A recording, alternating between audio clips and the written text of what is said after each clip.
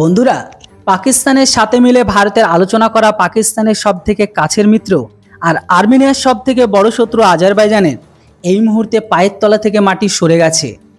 কেননা ভারতের অস্ত্র কিনে তাদের যে ভয়টা ছিল সেটা এখন সত্য প্রমাণিত হচ্ছে। আর এখন আর্মেনিয়ার সেনাবাহিনী ভারতের অস্ত্রের সাথে আজারবাইজানের সেনাবাহিনীর উপর এমনভাবে লাফিয়ে পড়েছে যেটিতে মাত্র 30 ঘন্টার মধ্যে আজারবাইজানকে তাদের 5টি মিলিটারি বাংকারকে হারিয়ে ফেলে। হ্যাঁ বন্ধুরা, এখন আজারবাইজান আর্মেনিয়ার যুদ্ধে এমন একটা আলাদা মোড়কে দেখতে পাওয়া যাচ্ছে। বরং আর্মেনিয়ার কাউন্টার অ্যাটাকের আশা না আজারবাইজান করেছিল, না তুর্কি আর না তাদের মিত্র পাকিস্তান। এই মুহূর্তে ভারতের তরফ থেকে নেওয়া অস্ত্রের ব্যবহার আর্মেনিয়ার সেনাবাহিনী জমিয়ে করছে আজারবাইজানের খিলাফ। আপনারা জানেন, রিসেন্ট আর্মেনিয়ার সেনাবাহিনীকে ভারতের তরফ থেকে লং রেঞ্জ আর্টিলারি সেলকে সাপ্লাই করেছে। এই এক্সকালিবার সেলকে ভারতের ডিআরডিও তৈরি করে, আর এটা সেই তোপের গুলি যেটিকে সাধারণ দূরত্বের থেকে বেশি দূরত্বের টার্গেটকে অনায়াসে ধ্বংস করার জন্য বেশি ব্যবহার করা হয়। ধরে নিন, যেখানে একটি সাধারণ তোপ বা গুলির রেঞ্জ হয়ে থাকে 30 থেকে 35 কিলোমিটার, তো সেখানে আবার এই এক্সকালিবার সেল 40 থেকে 45 কিলোমিটার দূরত্বে সঠিকভাবে নিশানা লাগাতে পারে। আর ঠিক এই কারণে আজকের দিনে এই সেলের চাহিদা স্থল সেনাতে প্রচুর। এমনকি আর্মেনিয়া রিসেন্ট এরকম টাইপের সেলকে ভারত থেকে 675টি কিনে নিয়েছে, যেটি তারা আজকের দিনে আজারবাইজানের খেলাফ খুব জমিয়ে ভালোভাবে ব্যবহার করছে।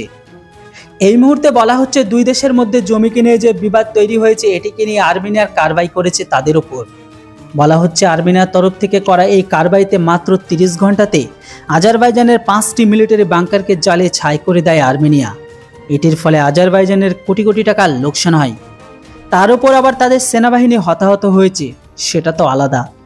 এই ঘটনার ফলে আজারবাইজানের রাষ্ট্রপতি আলিয়েভ প্রচণ্ড রেগে যায়। উনি এখন এই কারবাইয়ের ফলে আর্মেনিয়াকে কিছু বলার বদলে তারা ভারতের উপর রাগকে ঝাড়ছে।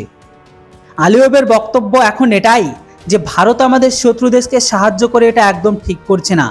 এটিতে ভারত আর আজারবাইজানের মাঝে রাজনৈতিক সম্পর্ক খারাপ হবে, তার বেশি কিছু আর নয়। কারাবাক আমাদের, সেটা কি আমরা আর্মেনিয়ার কাছে থেকে ছিনিয়ে আনবো না কিভাবে নেব?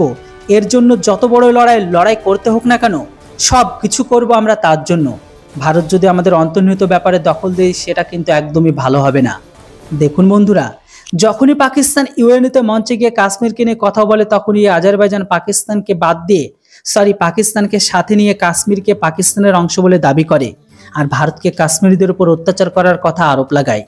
কিন্তু আজ যখন জল তার গলার উপর দিয়ে উঠে গেছে, তখন আলিয়েভ এটাই বলছে যে ভারত যেন আমাদের অন্তর্নিহিত ব্যাপারে হস্তক্ষেপ না করে।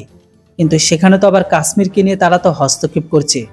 প্রলয় বা যখন ব্রহ্মস ভারতের তরফ থেকে আর্মেনিয়ার হাতে তুলে দেওয়া হবে, তখন তো শুরু হবে আসল খেলা।